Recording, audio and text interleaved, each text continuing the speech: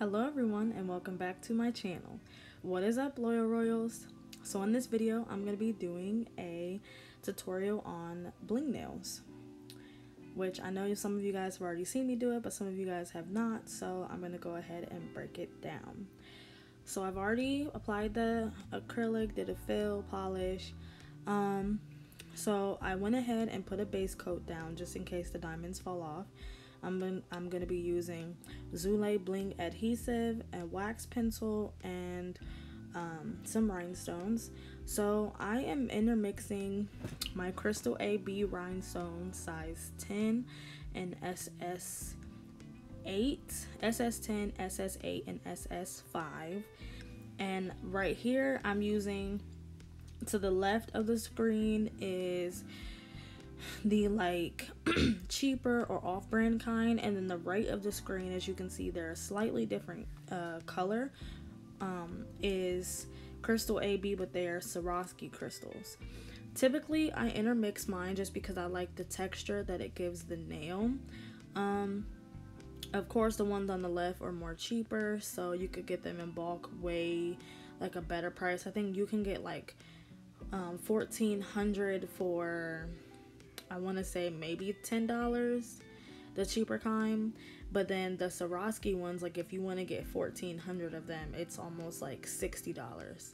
But of course the quality is different, the adhesion of them is different.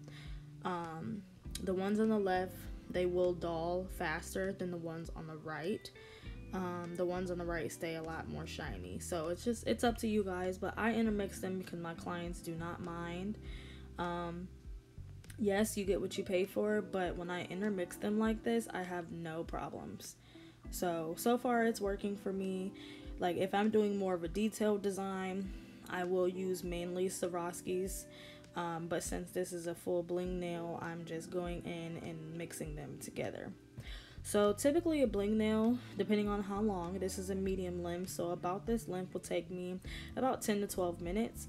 If the nail is short, it will be about 8 minutes, and then if it is longer, like long, extra long, it could take me 15 minutes per nail. So I price my full gem nails typically $10 for a full nail, since I am intermixing the fake stone, and then a half nail is $5. If I was doing all Swarovski crystals, which is a reason why I only intermix them, because it's better price for my clients.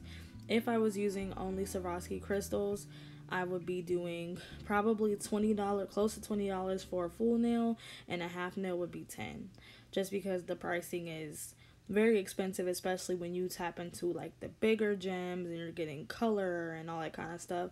They run different. So majority of my rhinestones I get from Amazon, eBay. I can even find them at Joann's. And then my Swarovski crystals, I can get some of them at Michael's, or I get them at Blue Street Crystals, which I'm about to do an order from them. And yeah, so guys, let me know what you think. So how do you guys feel about my new intro? I went ahead and got this one made. Of course, I will have a better one once I get more subscribers, but I felt like my channel needed some more color. I did make my last intro, so I was like super proud of it, but now I'm ready to upgrade and get this YouTube thing going. So tell me what you think in the comments below. I like it. Of course, I believe in the quick, easy intro so that we can just jump straight into the video. But yeah, I really like it and it works. So when I apply crystals, I like to start from the bottom up and work my way up to the cuticle area. So typically at the tip of the nail, I will outline it, and I will do SS10 or SS8 along the outline and along the sides. And then as I work my way up, I might intermix bigger or smaller ones. I don't believe in doing Swarovski nails, like the full nail with one size where they're like in a straight line. I think it is uniform when you do it like that, but to me it looks so ugly. I feel like if my clients are paying for a full gem nail, it needs to be completely full. So I go in with different sizes so that no spacing is really open. And then of course If they were to fall out, I typically will put a polish or a glitter polish underneath, just so that they still have some type of shiny glitter or something underneath. But Zule Bling Glue, I will link it in the description along with where I get my gems and my rhinestones. If you guys are not hip to Zule, it is a very, very good glue, and it's the type of glue that wherever you put your gems, they typically will stay. Of course, the bigger ones, you kind of have to work with them, but Zule's glue is so good. Like, whenever I run out of one bottle, I always order 2 more, so I always have at least 3 in rotation. A backup glue, if you cannot get Zule glue, would be Bondini. Bondini is good too. It's just really runny and it dries very fast, so you almost have to like keep applying just for the gem to actually stick or get coated. But yes, I highly recommend Zule.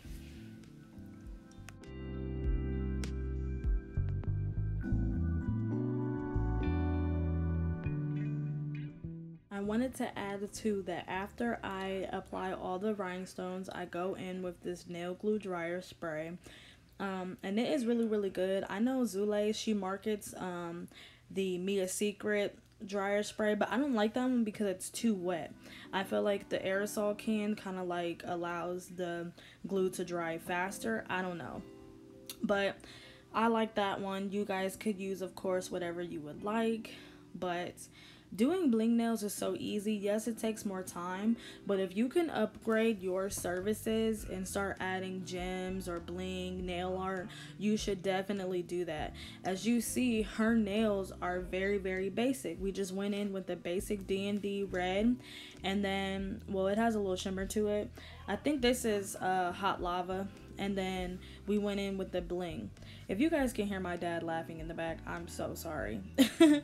But yeah, so why not upgrade your full set or your fill, and of course gain more money in the process by adding bling. So take the time, practice it, get it down, and let me know what you think. Let me know if this helped you also.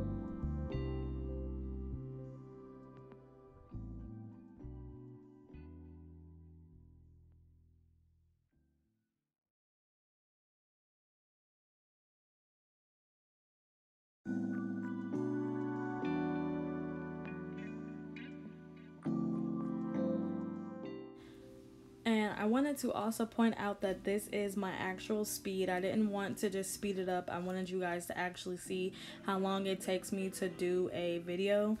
And this was on my best friend, so I was moving a little more slower. We were talking and laughing and stuff like that. But yeah, so this is my speed. This is how long it takes me. And yeah, these actually turned out bomb.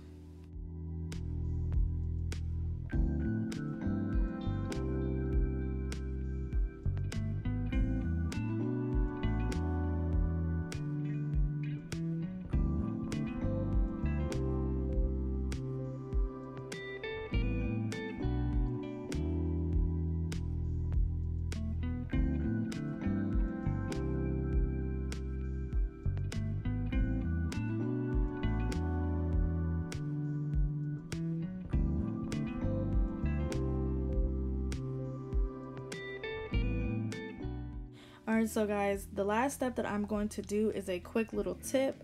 I'm going in with a no cleanse top coat. If you do not know this, this is a very good tip to keep your gems on. And then I'm also going to take a dotting tool, and I'm just going to dab a little bit on the table, or you could use like a palette or a plastic container or something.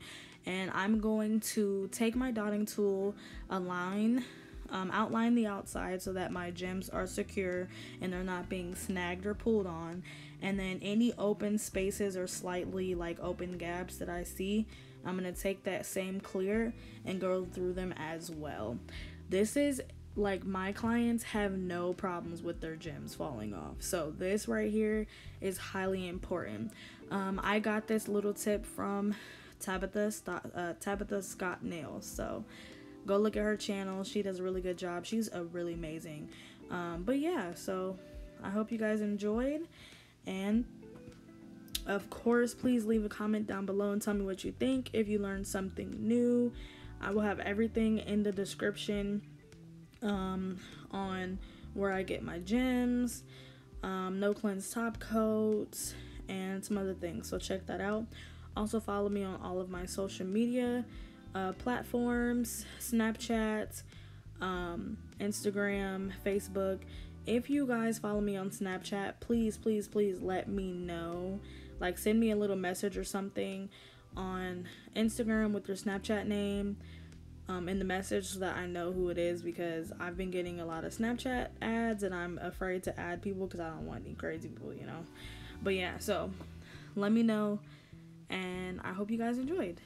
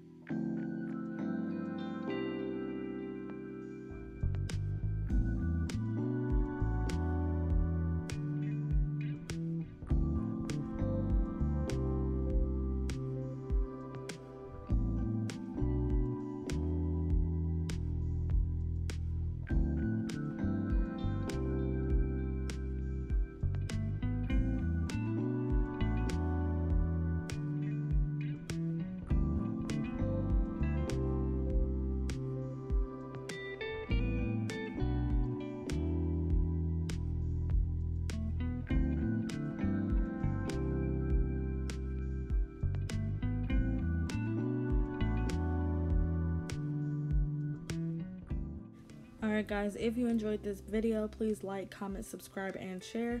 Don't forget to turn on your post notifications, and don't forget, glitter makes everything better, so keep shining. I will see you in the next video. Peace.